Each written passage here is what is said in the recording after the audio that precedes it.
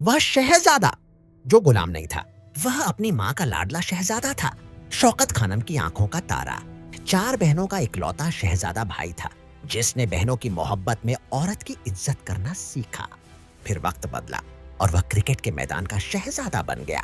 जब वह गेंद करवाता तो स्टेडियम सांस रोक लेता, और जब वह मैदान में आता तो लाहौर से लंदन तक लोग सिर्फ एक झलक के लिए बेताब होते। फिर उसकी जिंदगी में एक और दरवाजा खुला। जमाइमा आई। शहजादों जैसी जिंदगी उसके कदमों में थी। दौलत, शोहरत, आराम, सब कुछ।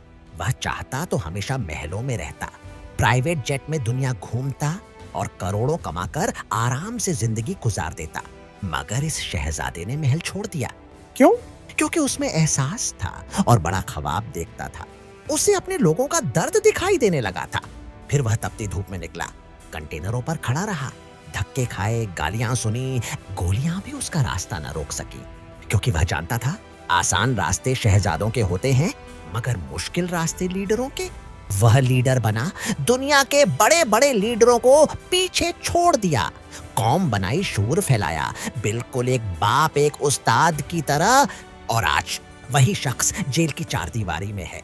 न स्टेडियम का शोर है, न नारों की गूंज, बस खामोश दीवारें और लंबी रातें। मगर सवाल अब भी वही है, उसका जुर्म क्या है? उसका जुर्म सिर्फ ये है कि वह गुलाम नहीं था। उसने गर्दन झुकाने से इनकार किया, उसने सच कहना नहीं छोड़ा। उसने खुद कहा था, मैं बर्दाश्त कर लूंगा, लेकिन तुम नहीं कर पाओगे। और शायद इसीलिए आज वह जेल में है। मगर याद रखो, कैद सिर्फ जिस्म को किया जाता है, ख्यालों को नहीं, ख्वाबों को नहीं, आजादी को नहीं। यह कहानी है शौकत खानम के लाडले शहजादे की, जिसने महल छोड़ दिया मगर अपनी आजादी नहीं बेची। और अब सवाल तुमसे है, क्या तुम वाकई आजाद हो?